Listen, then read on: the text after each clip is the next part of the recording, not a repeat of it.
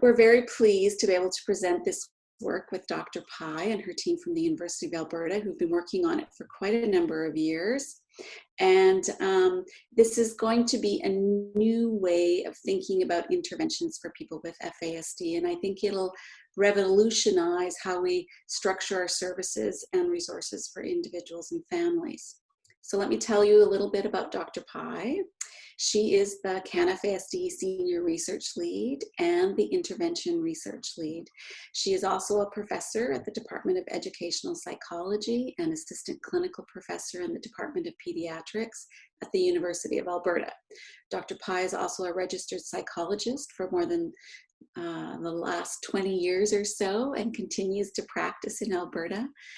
Dr. Pei has had a passion for FASD and a focus in her research for many years and is considered a leading expert in the field. So we're thrilled to have you present this latest and groundbreaking work. I turn it over to you. Wonderful. So this is the model that I would like to talk with you guys today about. It's called Towards Healthy Outcomes. This is the name we've given it. This is a lovely picture of what the booklet looks like.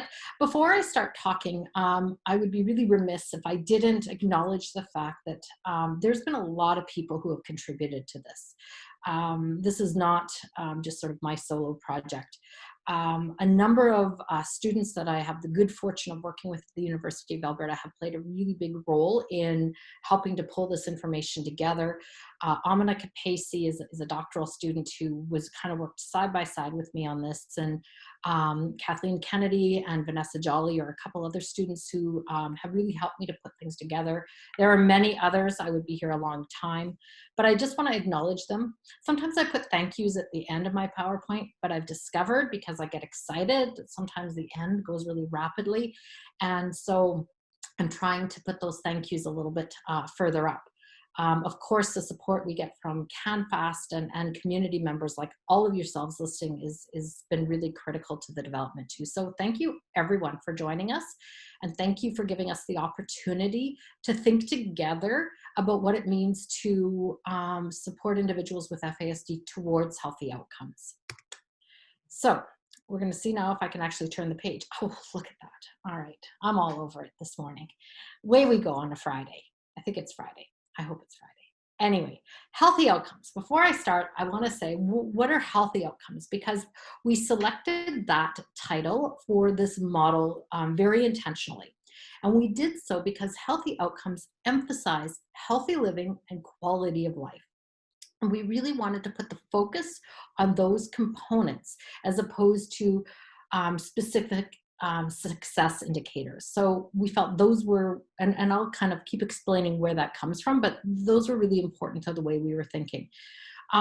Secondary to that, healthy outcomes allow us to think about where we want to go, as opposed to being solely about the remediation of deficits or what's the problem, let's fix the problem. This is more about where are we going and how are we going to get there. Why do this? Why a model for FASD intervention? Why did we even try to put something together? We felt this was really important because it's going to hopefully help us all with a shared understanding of intervention goals. Sometimes we come from a lot of different places when we're thinking about intervention, how we want to approach it, what we prioritize, how we think about individuals. A model can sometimes give us a tool, just like a map might help us to find direction in terms of where we're going. We're hoping that this model helps to create shared understanding. As I go on, I'm also going to talk a little bit about the philosophy that is sort of enacted in the model, which also is part of that shared understanding. It's coming from the same place and sharing that same philosophy. When we share philosophy, when we have the same map, we can increase our consistency so that we're all kind of pulling together, and our intentionality. So we're not just experiencing accidental intervention or accidental supports, but we can be proactive, anticipate, and intentional. This helps us to establish a shared language. And language is so important. Language is not only something that really reflects the way we make sense of the world, but it also communicates to others their own place and space in the world. And sometimes language is a really subtle way of sharing the way we believe in things. Bias is sometimes really evident within the language we use. So the more we can think about the shared language that we have and what's implied in our language, we can be more intentional, and back to that consistency and back to those goals that we're pursuing together. All of this combines to reflect this shared philosophy and approach to doing business that is evidence-based and helps to support individuals towards these healthy outcomes. That's why. That's where we came from. That's why we wanted to do it. Our lofty goals is to get there. So doing this, what did we do? Here's my lovely little circle. And I want to start by saying, note that it's a circle and note that the arrows keep going around. What that hopefully will tell you right off the blocks is that while we have a model right now, this is a working model. This is an evolving model that will be updated and adapted in response to ongoing feedback and information that we collect. But to the point we're at right now, we started with a comprehensive review of the literature. So we looked at literature as it relates to intervention, supports and needs for individuals with FASD. We reviewed all of that literature and we pulled out really significant themes, core themes that said, these are areas that are needed to be addressed. These are things that people are really thinking about. These are key concerns, all sorts of things that struck us so that we could start organizing the literature out there in a meaningful way. We then stepped back from the FASD literature a little bit and thought a bit about development itself and thought a bit about lifespan development, in fact, because we know a lot about how human beings develop. And something that was important to us in the development of this model is to situate individuals with FASD first and foremost in their humanity. They're human beings, like everybody. We are human. We all develop, and the way in which we develop, regardless of anything else, is more similar than it is different. And so we wanted to start by saying, well, what's healthy? How do we develop? What matters for all of us? Because when we think about what matters for all of us, then we can situate the way in which we support and respond to needs for individuals with FASD within that. So they're not defined by their disability, they're instead defined by their humanity, and we respond to their disability within that, looking at those healthy outcomes for any human being. We then integrated those domains with the research that we identified around individuals' needs and FASD intervention information, pulled it together in order to put together a model that made sense, something that was sort of a map, and I'll show it to you in just a minute here.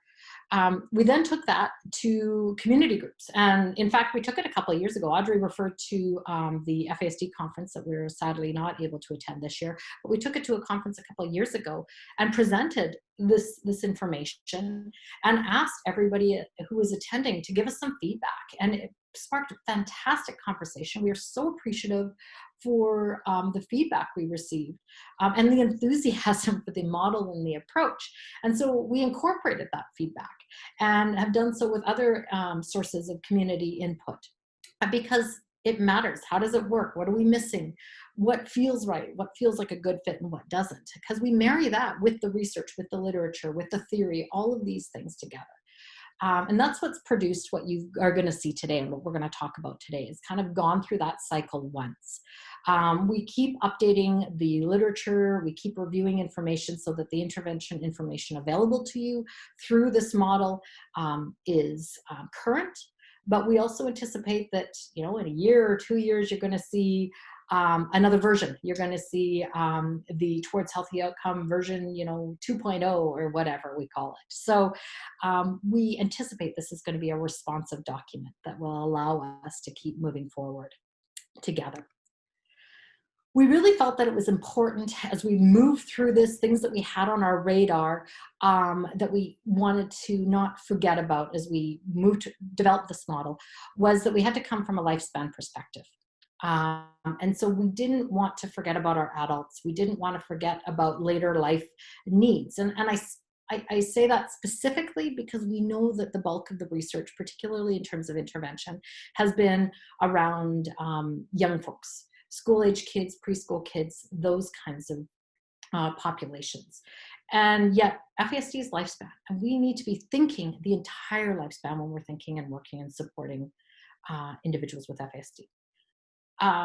Another thing we wanted to capture was the idea of intentional strategies towards growth. And I'll expand on that a little bit as we go forward. But we were really focused on, as I've said a couple of times now, growth trajectories. Where are we going as opposed to where don't we want to go? This aligns with the idea that we wanted to be very conscious and aware of strengths, and that effective interventions optimally leverage strengths. That's where we go. We build on solid foundations. We build on those pieces. And we wanted that to be really reflected in this model. So here's the visual of the model as where we are now. And what I'm going to do is I'm going to walk through sort of a little bit of how it's broken down. I'm going to introduce you a bit to the philosophy of the model and how it's reflected in our visual. And then we'll take a bit of a break. And then I'm going to just briefly go through the domains and introduce you to what they are and what we're really thinking about with each of those domains. So that's kind of the lay of the land you can expect for the next little bit here. I won't be giving us an in-depth presentation on any of these one topics, so consider this sort of your sampler platter, but I do want to direct you to resources, and certainly the document is available online, and that can also provide a little bit more information to you, as I also give you my email at the end of this too if there are specific questions that we don't get to today. So philosophies are really important to models because philosophy is often implicit, unspoken, and yet incredibly powerful in how we approach and provide service. So this little visual depicts the philosophy of the core points that we try to reflect in the model, and I'm going to kind of walk through them all and break them down. In the center, you see that we're saying all behavior is functional. This is something that we felt was really important, and we situated in the center of our philosophy, and much of what we do in the model, and even as we think about intervention, comes back to this idea of functionality. When we accept that behaviors serve a purpose for an individual, this allows us to approach all behavior as goal-oriented.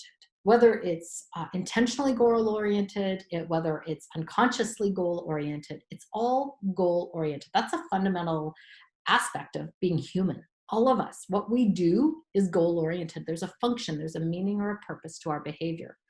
When we adopt that lens, we can start to ask ourselves, well, what's the function? What's the purpose? What need is being met?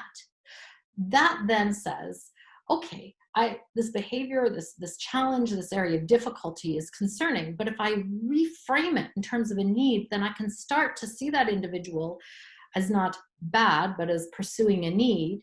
And more so, I can say, well, what would be an alternative? So instead of simply eliminating a problem, eliminating behavior, I start think about it as a need. I say, where does this person want to go? Where are they trying to get to?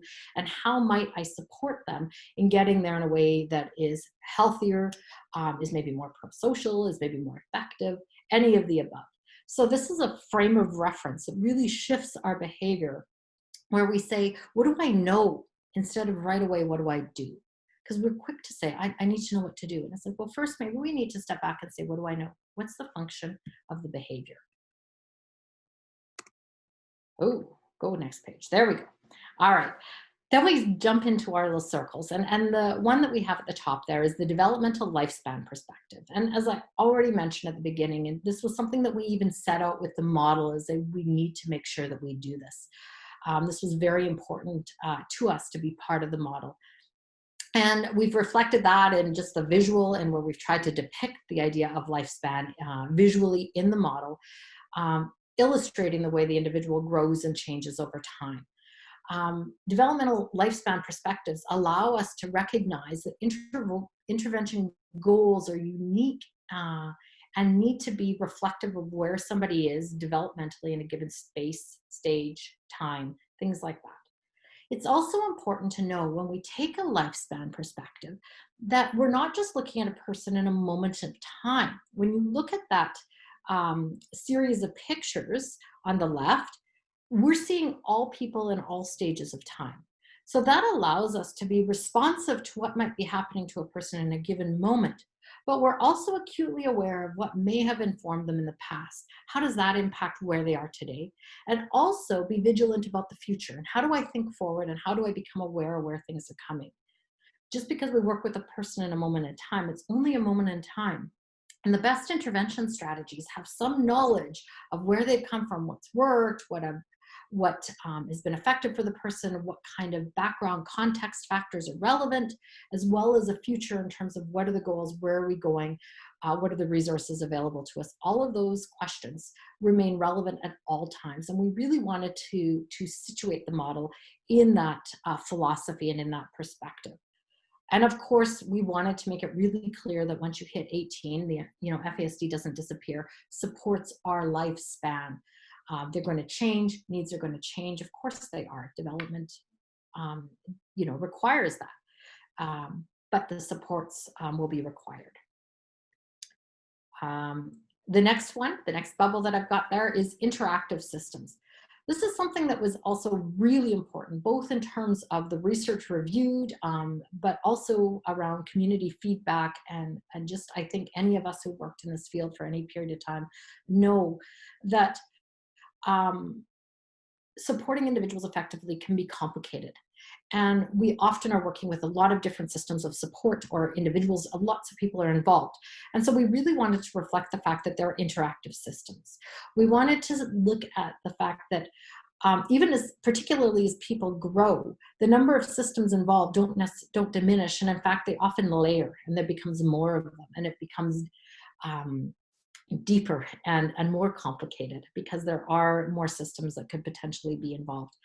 The importance of that interactive nature and how well we work within that interactive capacity is critical to the way we implement and realize our interventions.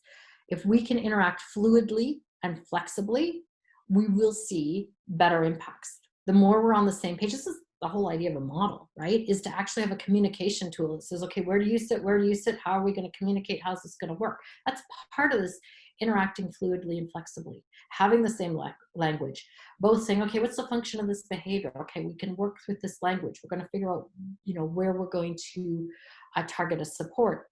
It allows us to be more interactive as teammates, working together, seeing our place, our space, our role and our responsibility within a support team. This is where collaboration becomes something more than just a word that we get tired of, and instead an action that we can measure and we can see success from. And the third philosophy that I have noted here is strength-based and empowered. And this one is really important to me. Any of you guys who know me know that this is really important. This is probably one of my biggest soapboxes, so to speak. We've situated these domains, and in every domain, every individual, every person, all of us, if we put ourselves into this healthy outcomes model, we could go through any of these domains and we're going to find areas of strength and area of challenge. That's normal. Those challenges are going to be more pronounced for individuals with FASD, but still they're going to be there. When we look at this, identifying strengths with the same value that we give those challenges, the same attention, the same intentionality is critical. It's so easy, and this is not offered as a criticism because I think it's all of us, but it's so easy to become focused on where difficulties occur, what the problems are, what the challenges are, because those are the things that are disruptive. Those are the things that worry us, that scare us. What if, or this is happening, how do I deal with it? I feel like this is out of control. So those things capture us and tend to dominate our attention. And yet, it's the strengths and capacities of the individual that will help define interventions, and that will also be those things that could help that individual construct an alternative sense of themselves that is something more than the sum of their problems. So often in some of the qualitative work that we read, and many of you may be used to seeing some of this, individuals with FASD may say, I've grown up thinking I was always the bad kid. I could never do anything right. I was always a problem. And sometimes that reflects unintentionally our concern and our worry and our efforts to respond to those challenges. When we give as much time and find ways to give as much time to identifying, recognizing the strengths and the capacities and the things that we can leverage and work with, we also provide individuals with FASD the opportunity to see what they have to offer and what they have to contribute. They can then identify with their strengths, and just like you and I say, yeah, these things I don't do so well, but these things I do, right? Anyone who joined us at the beginning knows that I'm not much of a singer. Okay, I didn't sing. I saved you all that, but I made that pretty clear. There are things that we do well, and there are things that we don't. I am not a math person. I can't do math. It's not my superpower. But there are things I can do well. And that is a kind of a human component. And so allowing individuals with FASD to also identify their strengths alongside their challenges. Interventions can mitigate challenge for sure. They can help us address areas of difficulty, areas of weakness, but they can promote strength. And in fact, the best interventions we have out there are those interventions that help us to build skills and leverage strengths, not just interventions that say, let's get rid of this behavior. We do that best when we are supporting a strength, when we're helping to create an alternative or generate a skill building opportunity.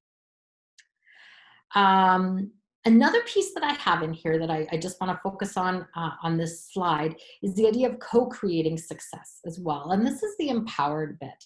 And we're hearing, I think, more of that as years go by, which means we also, while acknowledging, recognizing strengths, real strengths, by the way, not just sort of pat on the head strengths, but legitimate strengths, strengths that can be leveraged and used. We also need to be talking to individuals with FASD about what does work for them. How they are experiencing success, how are they seeing the world, so that they have a voice and choice when it comes to what it means to create success, to identify their goals, where they want to go in life, to negotiate and navigate what those steps might look like to get there. And I say co-create, and I acknowledge that different individuals are going to have a different ability and capacity to do that. Of course, that applies to all of us. But still having the ability to have some kind of voice in their own life, some sense of how they are contributing to their own success, recognizing that a strategy that they might use as a strategy that they helped identify can be really powerful. It can make the difference between whether or not somebody uses a strategy or didn't. You know, we've done a lot of work in terms of strategy development with individuals with FASD, and really played around with this idea of co-creating strategies.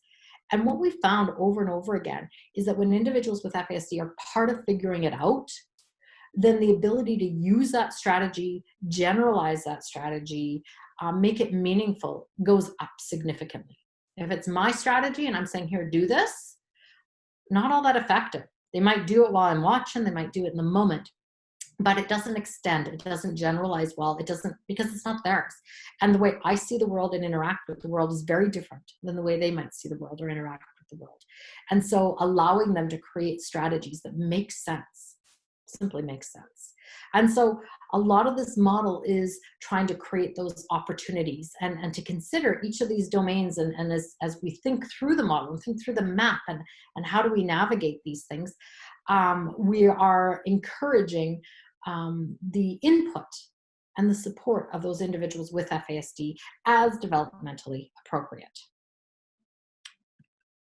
So that introduces the model, and I'm going to pause fairly shortly here, but before I go on to talk, we'll do questions. Before I take the questions, I just want to say that as you're thinking about this model, essentially what you're seeing, and as we start talking about the domains, is an opportunity to start mapping out trajectories, directions, supports for individuals with FASD, a tool that allows you to say, okay, how have we responded to this domain? How have we responded to this need? And as we go through the domains shortly, we'll have a chance to kind of think that through a little bit. And I'll try to put some things on your radar to consider. How would I use this? How could I print this off and take it into a school and talk to an educator and say, well, wait a minute, education's on here, but before that, there's this, and after that, there's this. So how are we responding to multiple domains? So we'll come back to that. Audrey, do we got questions? I love to see a face now. I'm like, oh, it's not just me and my computer. Oh, yay.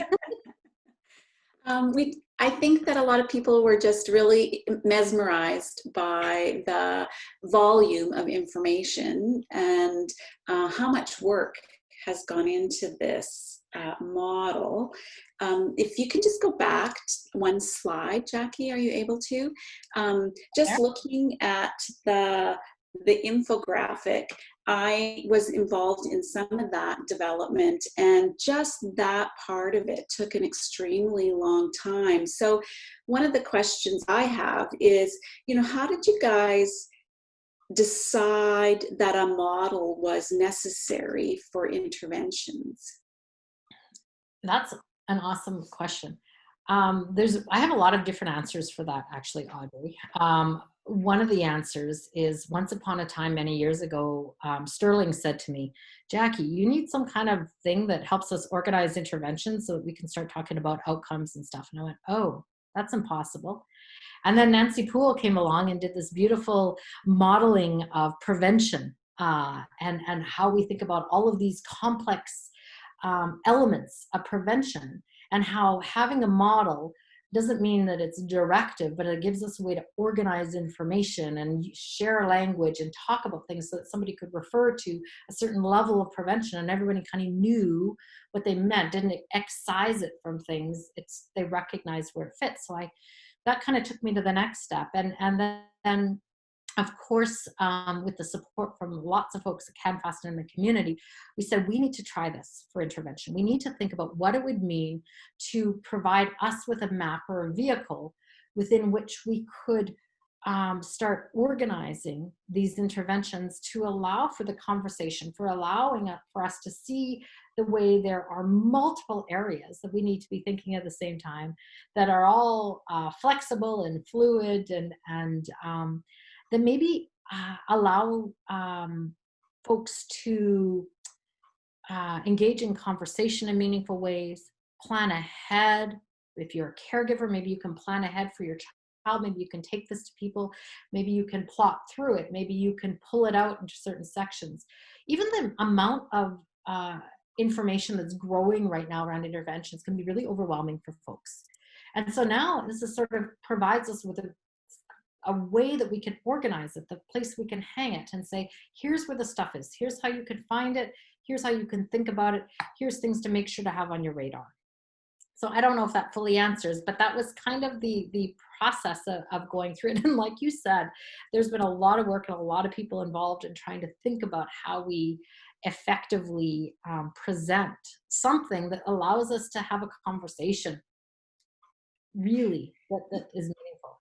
Yeah, for sure. And that's a great answer. And glad that you raised Dr. Poole's prevention model. So the 4 levels of prevention, that's pretty common language now. It's been out there in the world for probably at least 4 or 5 years. And governments talk about prevention in this way, and service providers talk about what level of prevention that they're providing. So I'm really hopeful that we'll be able to use this model as well in the same way to revolutionize kind of how we talk about interventions, the things that will make people successful if we do all of these things. And I love that justice and all these negative outcomes are not in this model. So I think it's really great. And I'm gonna turn it back over to you, Jackie, to go now through the domains and give people a little bit more detail. And I'm going to remind our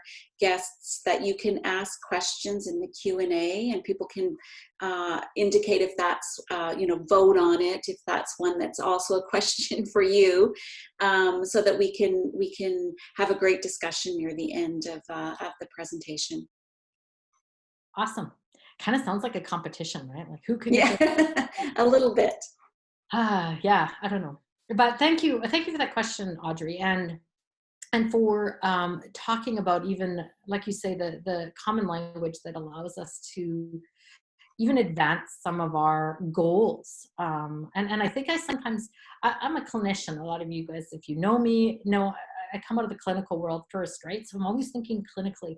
And Audrey is amazing because she always reminds me, oh, Jackie, there's a policy world out there too, and this matters, which is why we do things in teams, because this really does provide a language that can bridge all of these different places and spaces for all of us. I think even as I continue just to look at this before I jump into the domains, one thing that I think about is by using models like this, we can have conversations where we can look at something like housing and appreciate the fact that housing doesn't live in isolation. Housing instead fits into all of these other domains. So if I'm wondering about what it means for somebody to be housed, then yes, there are some specific things I need to think about and resources that are going to be important. But it's also really important for me to understand a little bit about their mental health, maybe a little bit about their social functioning, maybe about their physical health. All of these things start to blend together, and there's that integrated blending. And so when talking to a policymaker and saying, we can't just talk about housing. Housing isn't in isolation. Look at, they blend together, these come together, these are integrated. Because when we want to work towards those healthy outcomes, these are the things we need to be responding to.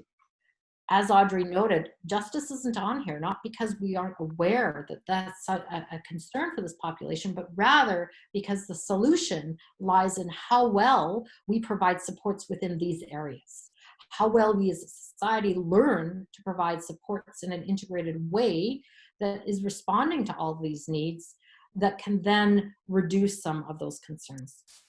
So it's flipping kind of the response on its head. And when we do things well, we will see those shifts. And it's just hard work. I'm not pretending this is easy, but that's why we have a model like this, is so that we have something to start, a goal for ourselves to start pursuing. So let me talk about these domains before I completely run out of time. I am looking at my time. You'll see I do run out. All right, so I'm going to work through these domains. As I warned you at the beginning, this is a sampler platter. So I'm going to go fairly quickly, but I will also make note of some places that you may want to look for further resources. Going to the document itself, which is on the CanFASD website, will also kind of provide you with this information. So everything that you're going to see here is available in other places. I'm just sort of kind of taking us through. So I'm going to start at the physical health, and I'm going to work my way through up the visual. And physical health sits at the bottom because it really encompasses all the medical and physiological components of the health. This is sort of where we start. This has been an area of really interesting research. We've seen lots of conversation around how medication can support physical health, nutritional supplements can support health, looking at even how we can improve our physical health in order to improve regulatory outcomes.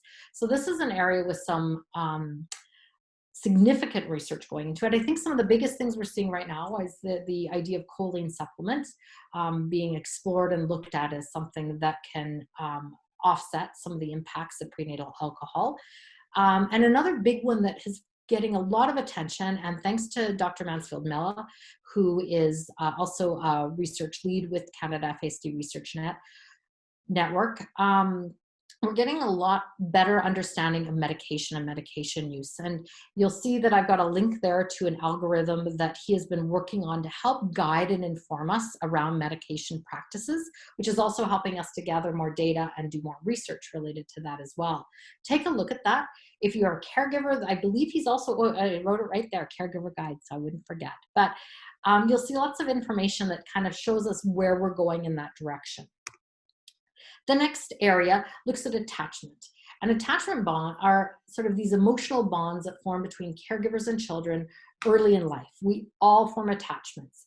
When we have healthy attachments, we experience feelings of safety and security. We trust the world around us. We feel like things will kind of go as we expect. When we don't have those healthy attachments, the world is a scary place. We feel insecure and we feel uncertain. A lot of times individuals who haven't had secure attachments will seek control in other aspects of their life. They'll try to dominate or take over.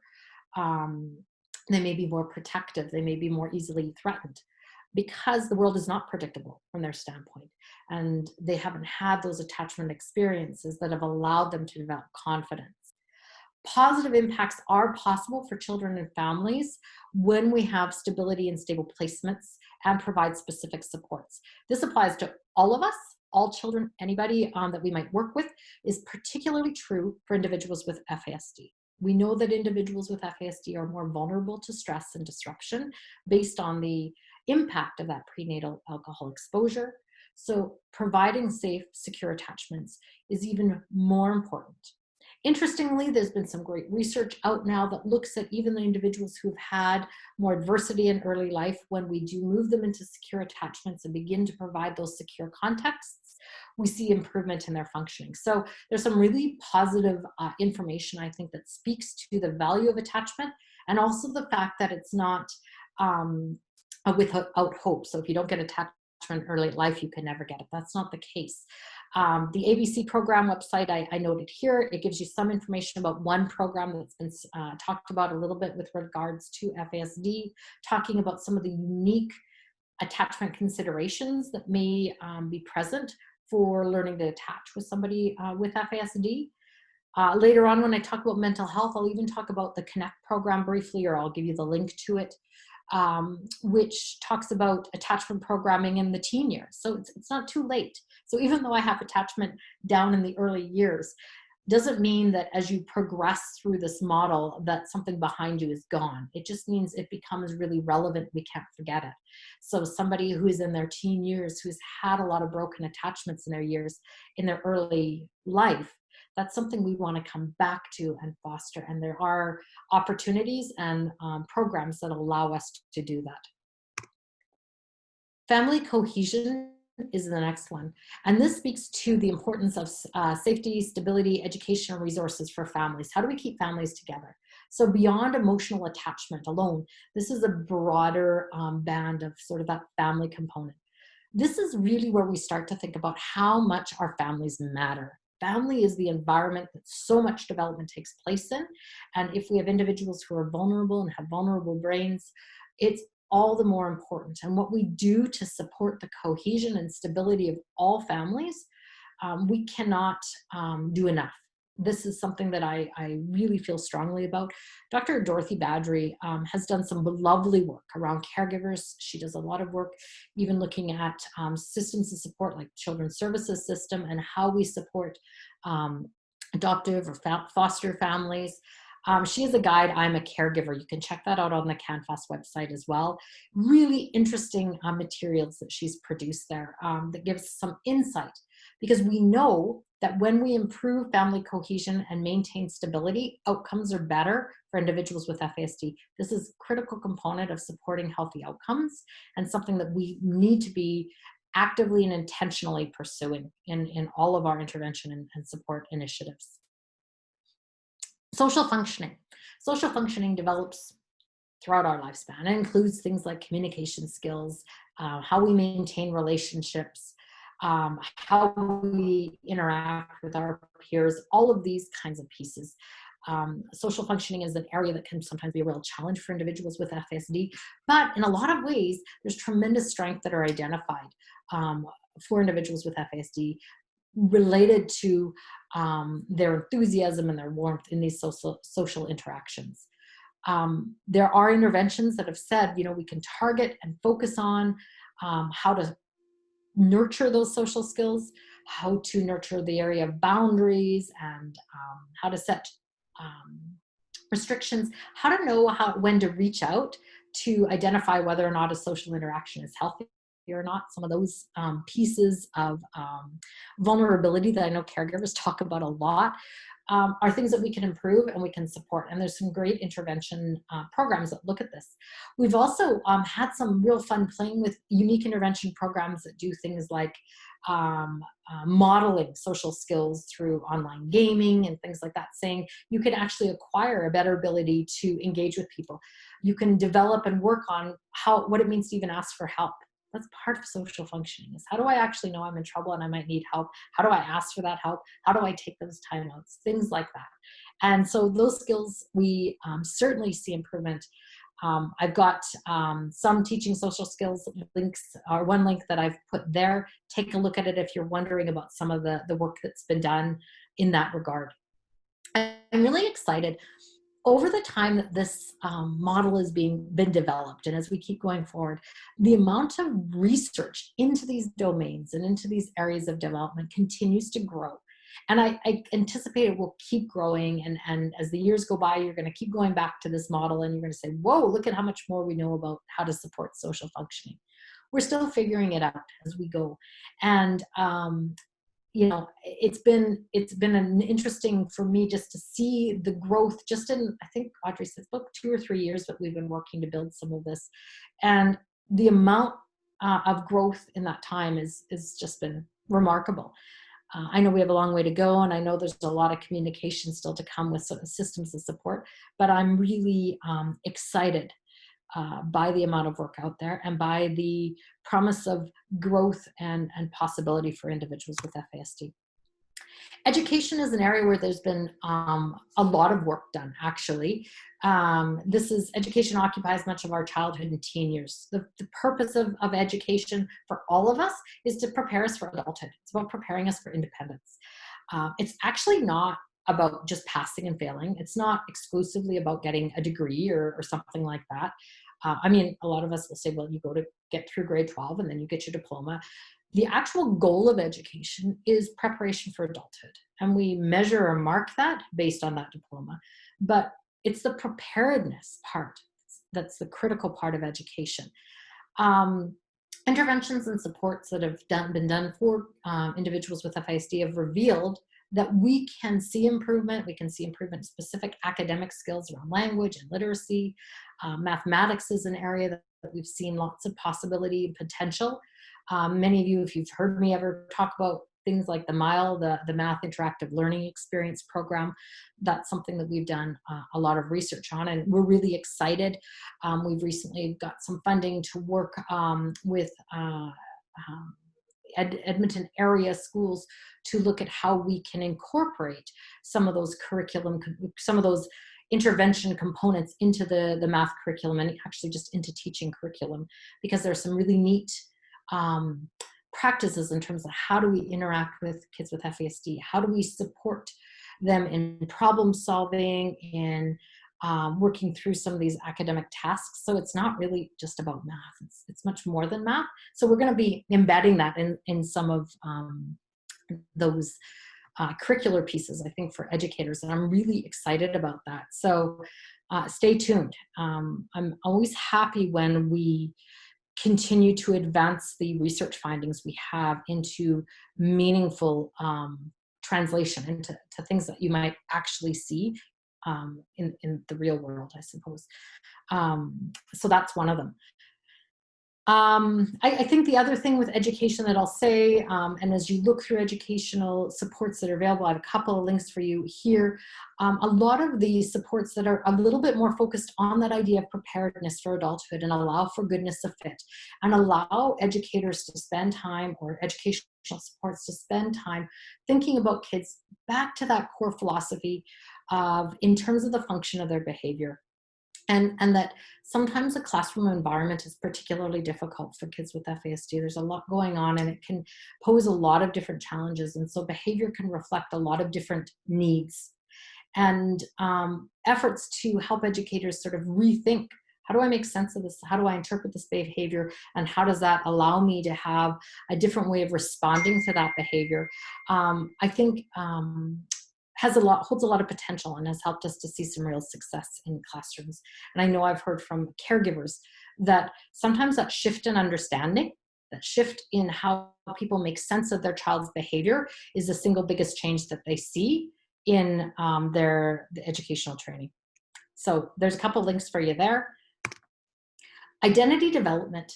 Identity development is added in. Actually, this was added in thanks to a young man with FASD and others as well, but he started this, who said, I like this model, Jackie, this is all great, but you forgot one really big part. What about me and how I make sense of me? And it was fantastic. It brought me back to, I talked about co-creating strategies and co-creating success early on, right?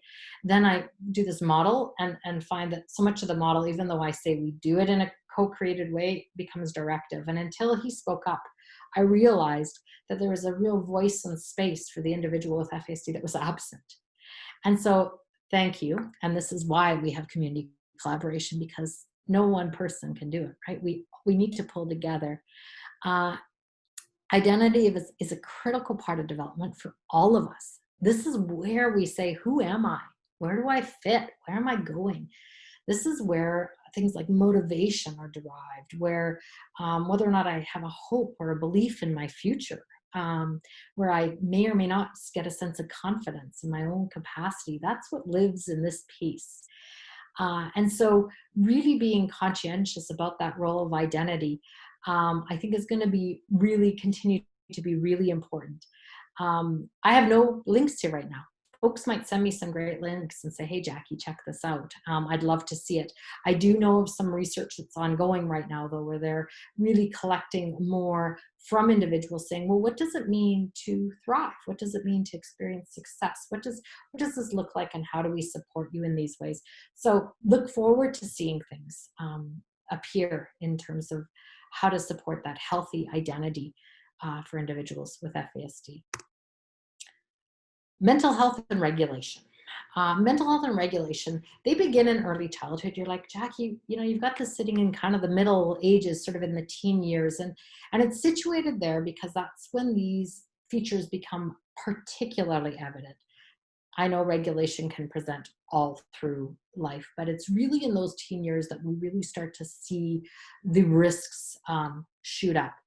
And so thinking about, well, how do we support those things, and how do we support good mental health and regulation of those emotional states through these often tumultuous years? I mean, for all of us, the teen years are challenging years. Hormones and puberty and figuring out that identity I just talked about, they're hard years for all of us. And so looking at that adolescent period as a time that could be really helpful and useful for intervention is important.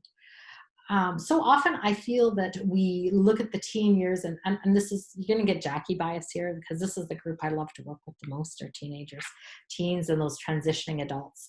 But I think that sometimes we're like, oh, I would like to work with the littles or the olders once they kind of settle out a little bit, but those teens, well, that's tough.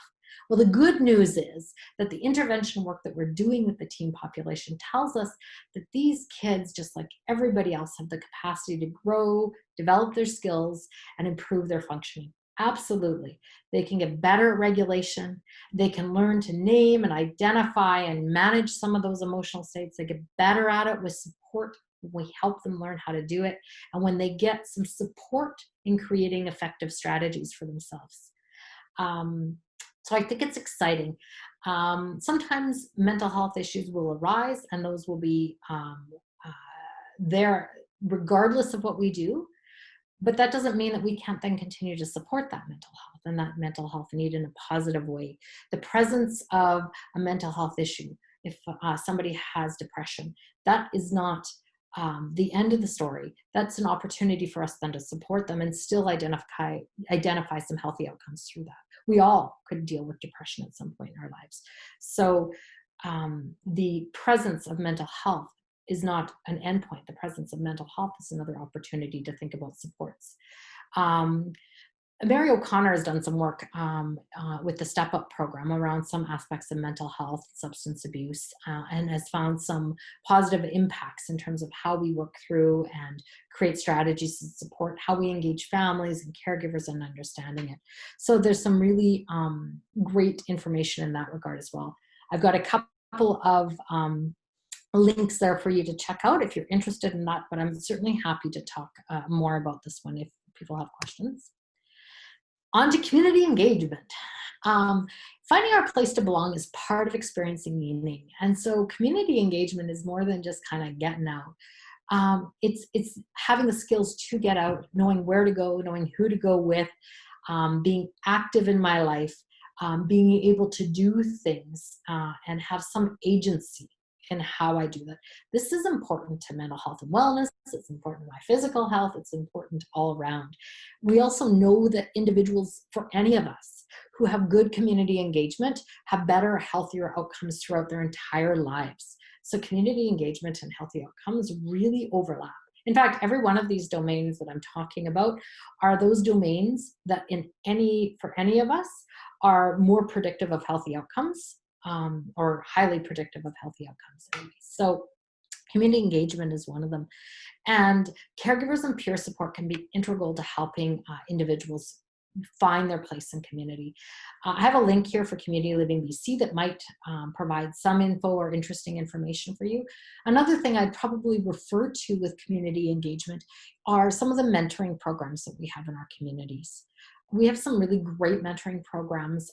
There are some that are specific to individuals with FASD, and they create a fantastic opportunity for kids to engage meaningfully in their community, gain those skills. What does it mean to even engage in ways that are safe and supported, and where they've got a mentor who can kind of model and help work with them to create those effective strategies. So there's been some neat outcomes in terms of the positive impact of mentoring programs as well related to this area. Adaptive skills include those things that help us function independently. Adaptive skills is a very broad umbrella.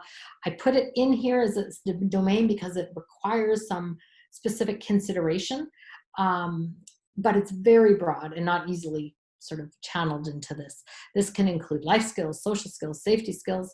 We know that adaptive skills can be improved. There are interventions that have worked on things like safety skills. I've already talked a little bit about social skills. So there are supports out there that can help with adaptive skills. A lot of discussion these days, and researchers have been looking at ways in which interdependence is created for individuals with FASD, so that there are elements of their adaptive skills that they take care of autonomously, and elements that are supported, and that we combine those to this interdependence where we're not doing for, we're doing with individuals with FASD. And that seems to be a direction where the evidence is starting to appear. Housing. All right. As we get closer to the top, safe and stable housing is foundational to healthy functioning and basic human dignity for all of us. If we are not safe in our homes, if we don't have a safe place to sleep at night, there's nothing else much we can do. This is something that is critical for our consideration for all individuals with FASD, is what safe housing and safe and stable housing is going to look like.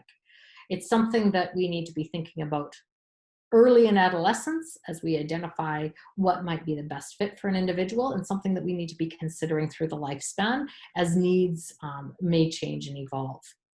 There has been some work looking at the Housing First model to say this may provide us with some adaptations and respect appropriate for individuals with FASD. There are some great programs across, throughout Canada that are doing specialized housing for individuals with FASD, and have learned what it means to adapt and, create housing that meets these multiple needs. And I think really embodies some of the programs I've had the privilege of working with. They really embody some of these ideas of understanding the function of the behavior, back to that core philosophy, and co-creating strategies to meet those functional needs in alternative ways that are safe and healthy for the individuals that are seeking housing within their organization.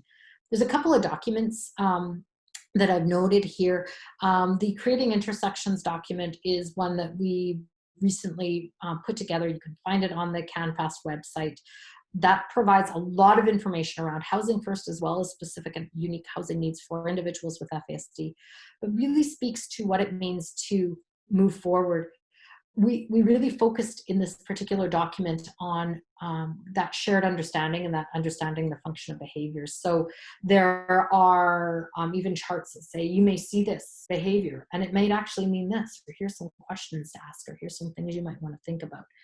Of course, it was a model that was created with a tremendous amount of community collaboration and input, and lots of caregivers and folks, lots of people were involved.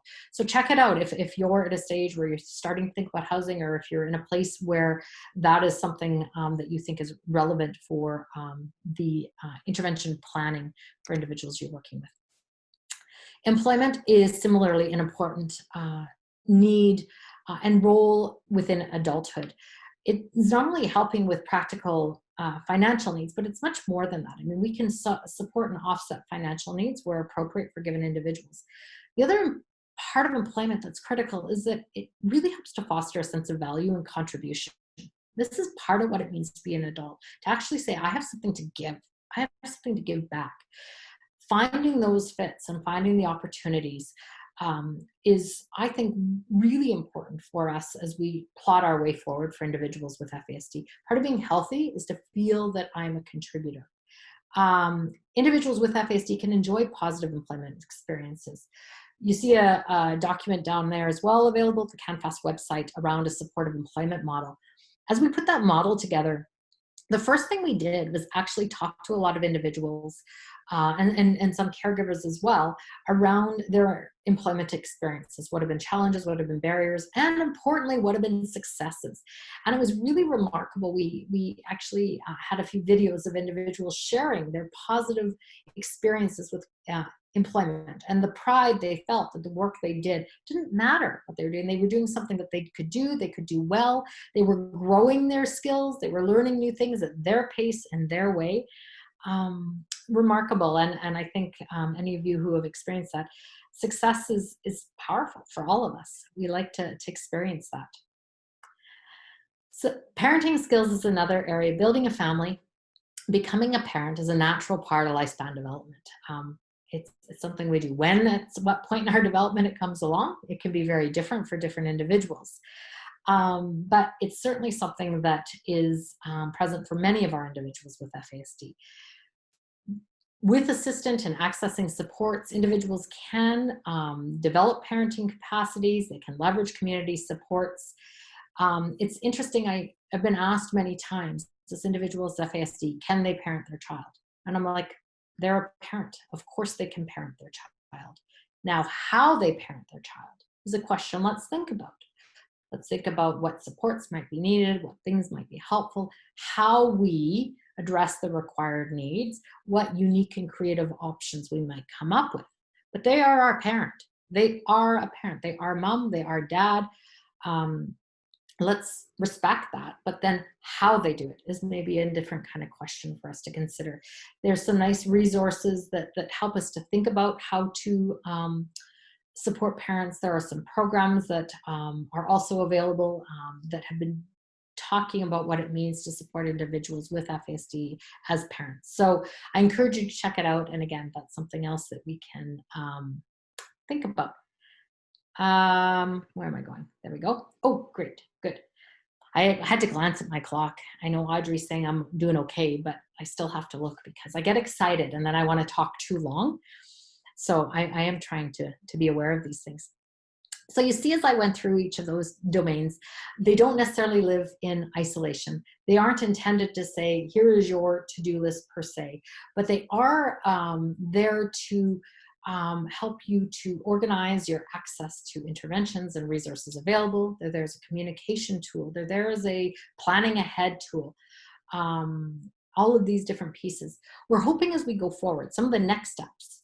One of the things we're going to do is, we're working at this summer, is identifying outcomes for each of these domains. So again, not to get rigid and not to make it difficult to work through, but rather to start saying, these are the kinds of things that we might want to look for. These are outcomes that will tell us how we're doing or things that might need more support or more work. So we're really interested in goal setting and progress monitoring. How do we know we're doing okay? How do we know we're supporting somebody with success? How do we help to work towards goals of the appropriate fit for each individual that we're working with? We're also going to be involved in some ongoing research to explore the use of the model in clinical practice. So in particular, we were fortunate with the support of Dr. Jacqueline Pei, who is also a research lead with Canada FASD Research Network. She runs the Dataform project for CanFASD. If you don't know anything about it, check it out on CanFASD. It's an amazing project, one of a kind in the world, but it allows us to gather a lot of information around across the country as to what's going on with FASD. So working with her, and working with some of the clinics who maybe you participate in, some of you, these marvelous clinics who are doing this great work, we're hoping to take this model and look at the way in which recommendations and supports can be organized and produced to people using this model as a bit of a vehicle, so that we have something a little bit more systematic in our approach, and something that will, again, I think, you know, Audrey said something earlier about that, just that recognition in terms of the language you're using, the communication. So watch for that. And if you're with a clinic, I look forward to working with you on that. So we're really thinking about how to just embed it in the work we're doing so it becomes a real useful tool. We really hope to increase the accessibility to users, saying what would make sense? How do people want to use something like this? What would be the best way for folks if I am supporting a child, or if I'm a young adult and I want to keep track of my own information or whatever? Can I use this? Can I organize based on this approach, on this model? So stay tuned as we play around with different opportunities to increase that accessibility. And of course, any suggestions, thoughts are always welcome. And we will be continuing to update and adapt it in response to community needs, saying how do we continue to make our models stronger, really responsive to what community wants to see, useful for talking to our policymakers, helping us to integrate those services and really put us all on the radar in terms of the unique needs of our population. So I welcome and look forward to input and feedback from folks and thoughts. And as Audrey said, we're really, really excited about this model. We see it as just a tremendous opportunity to get us all working on the same page, thinking about interventions in a similar way with a shared philosophy, and collecting data and information that allows us to continue to strengthen this model. We're at the beginning of the model. The more we work with it, the stronger it's going to get, and the more convincing our story will be when we're trying to enact and engage these services and supports for individuals to help support their healthy outcomes and a high quality of life. So I thank you all very much for your patience.